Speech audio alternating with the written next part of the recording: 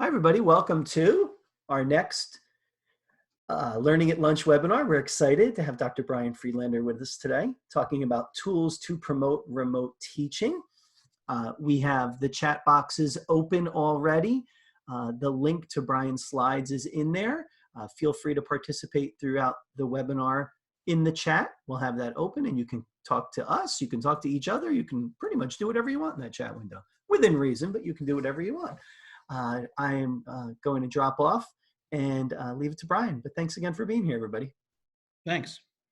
Thanks, Mike. And it's good to see everyone, all the familiar faces. We're living through, unprecedented times. And hopefully, as we're all thrown into this online teaching, I just wanted to share with you some ideas, some tools, some strategies that you may give to teachers, or when you're teaching online. You have my bit.ly if you want to get my presentation. So some of the challenges that I hear from some of my students, graduate students who are teaching, is how do we make things more engaging, more interactive, more visual, and also they have the need to allow for quick creation of material and content. So just want to share some ideas. Some of these might be things you've thought about, but maybe you didn't know how to do it, or some tools. So I'll share with you some of the gadgets and tools that I use. So the goals are tools are easy to use, low cost or free, and in some sense, they create some multimedia output. So let's dive in. So if teachers are trying to kind of replicate what they have in the classroom, I found this to be really handy. It's called Magic Whiteboard, and it's basically sheets of plastic that adhere to walls, glass, through electrostatic electricity, and they can be used with dry erase markers and can be reused. This is just an idea. Many of you may be familiar with the Rocketbook notebooks, which are notebooks that you can then use with an app to share content. The Rocketbooks are another, just basic ones, are a great way for teachers to drop things into Google Drive notes that they're taking, or even sketch notes if they're drawing pictures. But if you use the Magic Whiteboard and you use the Rocketbook beacons, those orange triangles are called beacons. And then with the Rocketbook Snapcast app, you can basically take a picture of that and send it to your Google Drive and share those whiteboard notes with your students. But even better, in the app, it actually allows you to create what's called a Snapcast, which is a dynamic URL that will in real time let the students see what the teacher is writing. And so and these are only about $15, and they can be peeled off, and they can be used on a regular whiteboard as well. But there are a lot of companies that make these magic whiteboards that adhere to walls and glass, that teachers may be really comfortable using. And again, they can be used with dry erase markers, and they can be reused as well. So just if you're looking for online whiteboards, here's some ideas. One of the new ones, which is really fantastic, is whiteboard.fi. So a teacher could, on the whiteboard, put a math problem, and then the students get their own whiteboard that they can answer the problem, and then the teacher can see all the whiteboards with that URL. Google has the Jamboard, Microsoft has Microsoft Whiteboard, and also Zoom has their built-in whiteboard as well. So if you're looking to kind of change it up a little bit, you may want to take a look at some of these online whiteboards. So some of the teachers may want to be able to capture worksheets, documents, maps, even virtual manipulatives. And during this time that we're all in the house due to the coronavirus, IPEVO is offering their IDoc app for both Android and iPhone. And using that with their IPEVO visualizer, it can turn your phone into a document camera. So this is something you take advantage of. They usually charge about $10 for the IDoc app, but now it's free. during this time that we're all in a home. And so one of the things you can do is you can demonstrate, if you're using the IPEVO IDoc Cam with iVisualizer, what you can do is use it live in Zoom. You can also capture and record handwritten work for flipped classroom, and you can demonstrate things in real time. So take advantage of it. Some of the low-tech stuff can be really helpful for teachers, again, as they're trying to adapt materials and thinking about some of the students that we work with that might need to work with concrete kinds of things that the teacher may want to show. These are various kinds of stands that can be really helpful. I just bought this, which is kind of interesting. It's cost about, I think it was about $15, and it's a selfie stick, but at the bottom, you'll see that it's also a tripod stand. So I can put my iPhone in either the vertical or horizontal mode and, use this as part of my instruction. And I got this on eBay for about, I think it was under $20. So these things can be really handy when you're trying to use an iPad or your iPhone to show information in real time over Zoom. So for those of you who do know me, a lot of people refer to me as Dr. Gadget. I've been using digital pens for many years, and Neo Smart Pen is one of the latest pens that I've been using. I'll talk a little bit about LiveScribe in a little bit, but Neo Smart Pens came out with the Neo Smart Class Kit, and it actually launched like in January. And in the kit is the Demo Smart Pen. It comes in black or a beautiful pink hue, and also the Classroom Kit. With the kit, it actually allows you to create videos using their app called PaperTube. And I have a little demonstration that I'll show a YouTube video, but it allows teachers using the pen and paper and the PaperTube app to create MP4 files as if the paper was basically a whiteboard to capture the information, and the students see you as you're going through the lesson. So this is just a quick using the pen. I'm going to go out here. Here's the pen. And what I'm going to do, if all goes well, is I'm going to connect. Oops. Here. There's a lot of stuff going on here. Let's see. No. Let me try it one more time.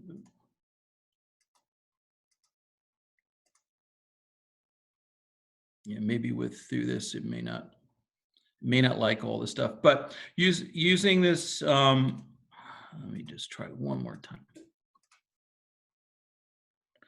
Maybe going through this, it may not want to work with the Bluetooth. Okay, well, but using this pen and paper, I could be on here and be writing, and students can see what the outcome is. Let me just go through and present. Oop, I don't want that one. Okay. So using the Smart Pen, you can also use it for online instruction with Zoom or Skype. You can invite people, and then using the PaperTube and the pen and the pad, you can basically create content. So this, again, with using PaperTube, you can create audio, visual, and multimedia very quickly. It's an MP4 file, then you can upload it to YouTube. You can use this with an Android or an iPhone. The nice part about this, there's no rendering, it's automatic. So once you finish recording the video, you're good to go. And then you can actually have controls using the pen with this PaperTube controller. So you have a lot of flexibility. You can add audio effects, change the color. So I don't know, I'm just gonna give you an idea. And I've been using the Neo Smart Pen with an app called Paper 2, which is available for both iOS and Android. And actually could show you, this is one of the pens that works with it. It was part of the a Kickstarter campaign.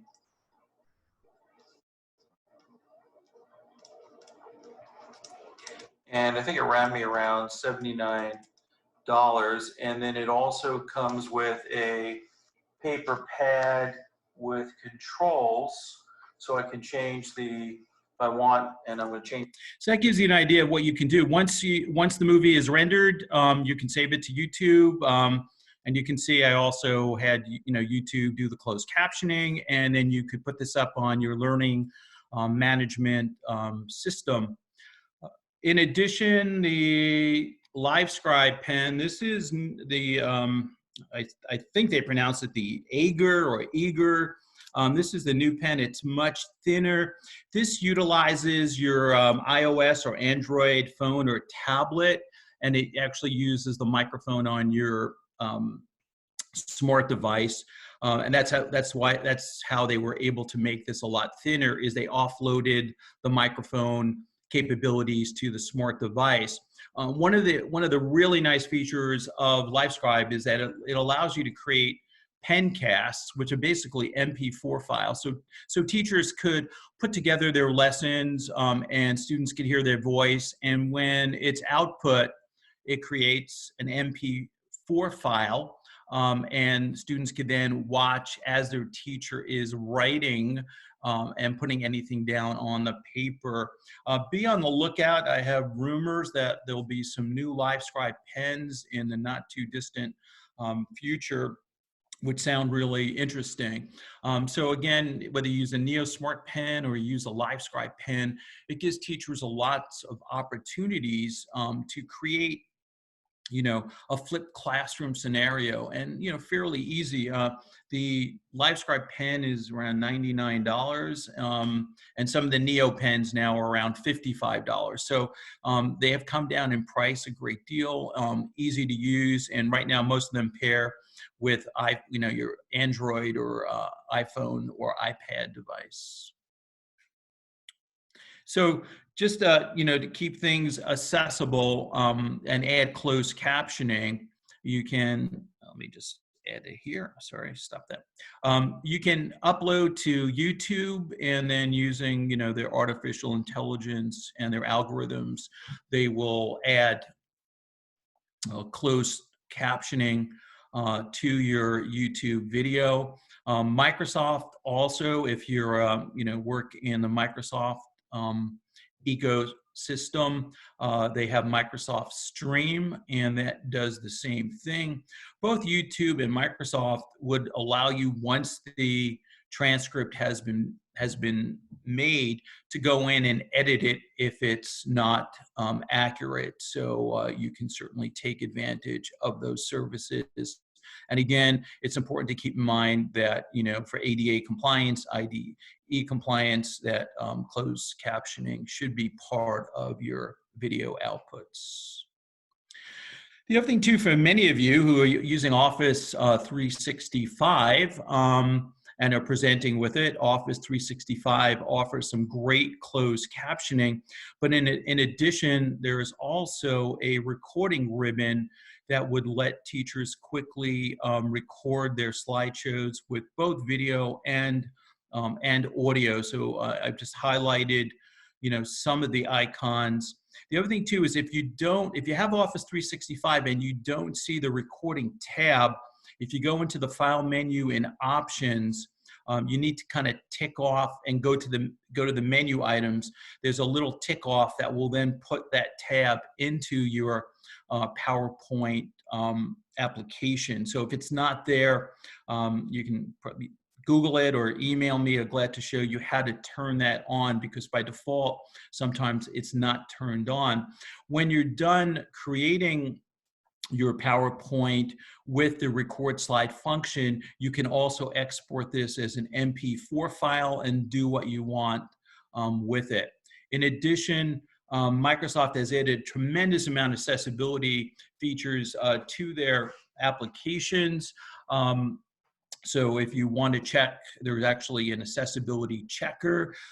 Also, there's also using Microsoft Translate. There's real-time captioning, not only in English, but probably in 50 other languages. So if you needed to, you could actually close caption your presentations using PowerPoint in any one of the other languages that are supported. And you can also, there's a translation feature that lets you translate all your text into whatever language you want to as well. So there's a lot of power built into PowerPoint. So as far as teachers that want to create flip material, Screencastify is a great tool. I know a lot of teachers are using it. For some of the, if you want to pay a little bit, Snagit is a great screen capture and video recording tool if you're doing short, under 5-minute kinds of presentations. The other thing too that I've had some really good success with is using Chrome Remote Desktop. I'm working with a number of students and I want them to do things on their computer, but it allows me to guide them. And so if you install Chrome Remote Desktop, and your students have it on theirs, they can generate a code that they give you, and then you get to see their your Chromebook or Mac or Windows in the Chrome browser. And it's been a really good way for me to work with students, and it gives them full control over their computer. But like I said, I can be a guide on the side and interact with it and point out certain things. So if you're doing consulting, training, or teaching, the Chrome Remote Desktop could be really handy. So things to think about is how do teachers make things more interactive? How do we give students more control? I mean, one of the nice things about Zoom is certainly passing mouse control, and how do we make it visual? So in the area of math, this has always been a great site. These tools are available, and the link is below. They're available to run as web apps for Mac, Windows using the Chrome browser, and they're also iPad apps as well. So if teachers are looking for virtual manipulatives, and if you pair that up with giving students mouse control, this could be a really interesting and engaging activity. So some apps to consider for that interactivity, certainly PowerPoint, Google Slides, OneNote, and Google Draw is one of the tools we often forget, but is very powerful and could be a great way to share, pictures, images, use it for math. And also Lesson Picks just added a very powerful PowerPoint option that lets teachers quickly create materials with like tokens and things that students can drag onto their Lesson Picks activities. So take a look at that if you haven't looked at that in a while. So sort of went faster than I thought. I'm definitely open to questions, comments, or just general ideas, or have a discussion. Thanks, Brian. We had a couple questions in the chat. Let me go back to them. I have a question too. Hi, Karen. Go ahead, Hey, Brian. Karen. Hi, Mike. So, Brian, you are Dr. Gadget. Always learning something new from you. So that NeoPen, Yes. I'm thinking about for high school math, and I'm thinking even of my niece who's teaching it. Which one would you recommend for real-time remote learning? Because the high school is doing a lot of real-time synchronous learning. Between the NeoPen and the LiveScribe pen? Yeah, I would go with, let me go back here.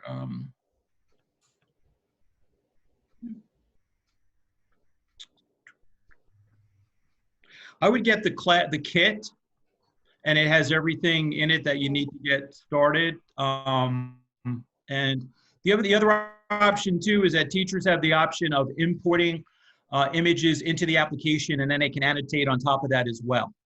Well, that's a good feature. Yeah. Okay, great. Thanks. Anytime. And a follow-up to Karen's comment about that NeoPen. Adam asked, do you have to use the NeoPen to use the PaperTube app? You do need a Neo pen. It doesn't have to be. There are different versions of the pen. So the Neo. Let me just show you. So this is what the Neo pen looks like. It doesn't have the storage capabilities of some of the others, but this is the Neo pen. This one runs on a battery, and this is the M1 model, which has a rechargeable USB battery inside that you can recharge. This has more functionality, and this would, let you store like 100 pages of text away from the application. This is more limited. So this is more for, I would say, remote teaching and learning than for taking notes. Okay. The other thing was a question also from Adam. Adam, I am supporting you really well right now. That stand that you showed, what was the name of the stand that you showed with the little tripod at the bottom? This one is called Honor, Honor, and it's actually, if I could read Taiwanese or Japanese. This is it's that funny Rawway. But it starts with an H, Rawway. There's lots of these. I got this, I think, for about $18 on eBay. If you type in Honor tripod, you'll probably get it. Let me see. I'm just gonna.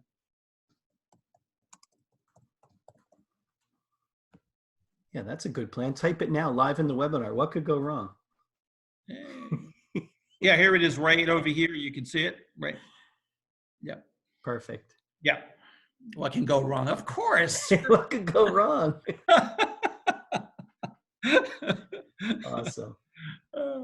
But even just tripods in general, and Amazon and eBay have, really great, they're relatively inexpensive tripods. My wife is teaching, she teaches piano, and she's been doing it over Zoom for the last month or so. And, her friend who's a pianist is not high tech. And so I had to guide her in terms of buying tripods and, and mounts for an iPad, over Amazon, and it worked well. I wound up consulting and helping her buy the iPad, and she didn't have an Amazon account, so I wound up buying a tripod for her and, giving it to her as well. So the tripods can be really helpful when you're doing instruction in the class, in your home and doing teaching. Yeah, I broke down and I bought a powered 3-axis gimbal, which was, I think, about $100. Right. But it also had a tripod on the bottom, and it was powered, and you could pan it left and right through the power, which was really nice. Yeah. Well, Mike, you and Brian are in competition for who is the best gadget guru. That's why I wanted to, anyway, right? I wanted to throw out my gadget props right there before we stopped.